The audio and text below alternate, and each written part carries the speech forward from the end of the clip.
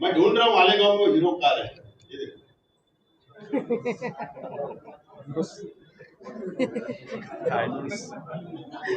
ये मालेगांव विधानसभा के अंदर रहता है बंदा। उम्दा और मेयारी चश्मे मिलने का बाएतमाद मरकज नैना ऑप्टिकल्स, जहां आपको मशहूर और ब्रांडेड कंपनियों के सनग्लासेस, नजर और नंबर के चश्मे इंतहाई मुनासिब दामों में मिलेंगे। हमारा पता नैना ऑप्टिकल्स, जामत सालियात के पास, ताबानी किराना के बाजू में, मालेगांव।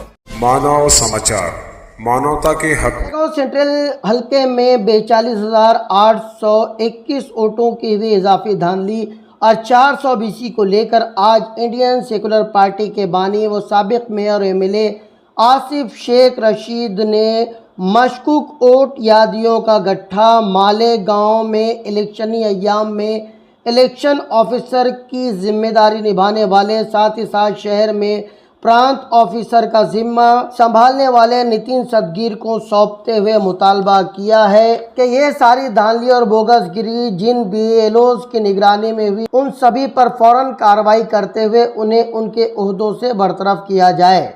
साथ ही साथ मुस्तकबिल में इस तरह की 400 बीसी ना हो, इस बात को भी यकीनी बनाया जाए। इससे पहले आसिफ शेख ने होटल मराठा दरबार में सहाफियों की एक प्रेस कॉन्फ्रेंस ली, जहां पर ऑन स्क्रीन उन्होंने 42,821 वोटों की धांधली के स्क्रीनशॉट बतौर सबूत पेश किए। आसिफ शेख के बताए इदादो शुमार के मुताबिक 6,220 ऐसे वोटर हैं जिनके पते मौजूद ही नहीं है। 114 वोटरों के वोटर पर डॉट यानी नुक्ते का निशान मिला। 2,284 वोटरों के पतों पर डैश के निशानात, तो 1,805 वोटरों के पते पर 00 के निशानात मौजूद पाए गए, जबकि 4,059 वोटरों के पते पर सिंगल अदद तहरीर था, सिंगल डिजिट मौजूद था, जबकि 13,456 वोटरों के एड्रेस पर 2 अदद यानी 2 डिजिट लिखा पाया गया। 3,502 वोटर ऐसे भी थे जिनके फोटो नाकाबिले शनाख्त पाए गए। साथ ही 11,298 वोटरों के वोट 2 या 2 से ज्यादा मर्तबा पाए गए। इस तरह मालेगांव सेंट्रल हल्के में यादी के मुताबिक 42,821 वोट का यकायक इजाफा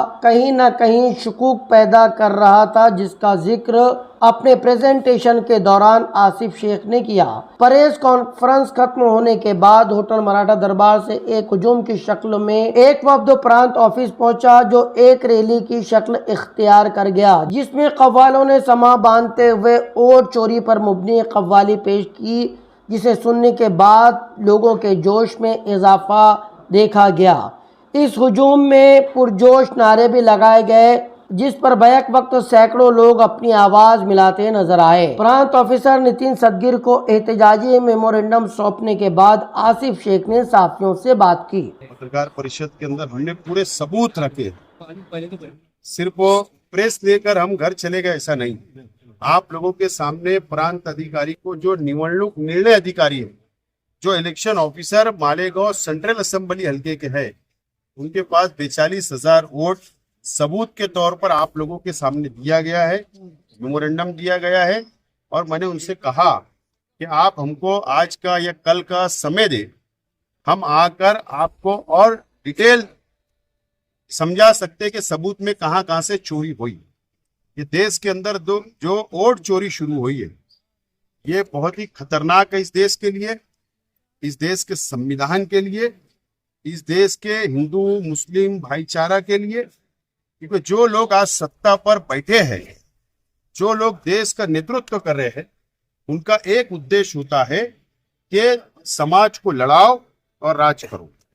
अब उन्होंने नया आइटम शुरू किया है, वोट चोरी करके सत्ता पे बैठो। और मैंने इससे प्रेस में भी कहा, अभी दोबारा बोल रहा हूं कि मालेगांव सेंट्रल असेंबली के अंदर 42,000 सबूत वोट जो चोरी हुई हमने दिया है। और मालेगांव मध्य के अंदर जो विद्यमान आमदार या जो लोग भी चुनकर आ रहे हैं, वो वोट चोरी के बिना पर आ रहे हैं, और उनको भारतीय जनता पार्टी बीजेपी का आशीर्वाद है, शिवसेना का आशीर्वाद है, और इसके लिए वो चुनकर आ रहे हैं।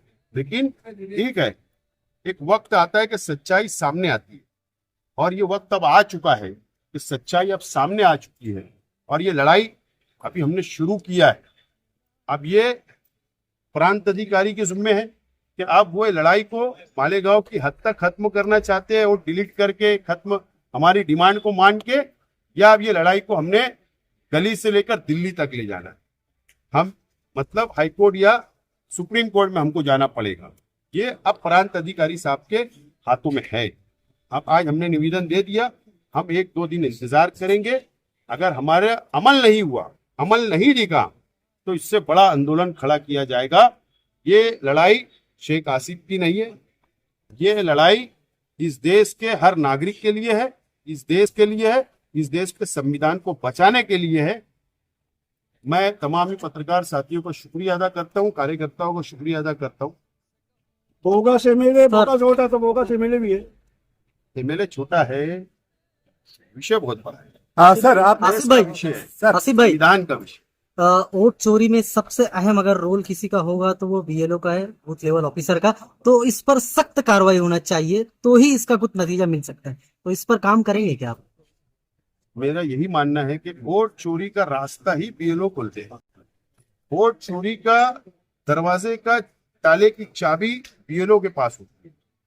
जनता तो ऑनलाइन सबमिट करती है, ऑनलाइन वोट पड़ाती है, लेकिन उसको जाकर स्पॉट पर घर जाकर वेरिफिकेशन करना, उसको आइडेंटिफाई करना कि ये वोट सही है या गलत है, ये बीएलओ तय करता है। जब तक वो तय नहीं करते वोट बढ़ती नहीं। तो रास्ता चोरी का बीएलओ ने दिया है और एक लीडर के आशीर्वाद से दिया गया है।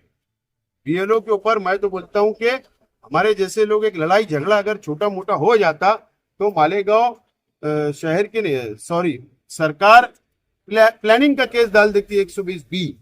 ये तो बड़ी प्लानिंग है, ये तो देश को तोड़ने वाली, संविधान को तोड़ने वाली प्लानिंग है। मैं तो बोलता हूँ कि फौजदारी बीएलओ पे कर दो 120B प्लानिंग के तहत, सब सामने घोटाला आ जाएगा। बराबर, ये मेरी डिमांड है, चाहे वो कोई भी समाज, कोई भी धर्म का हो।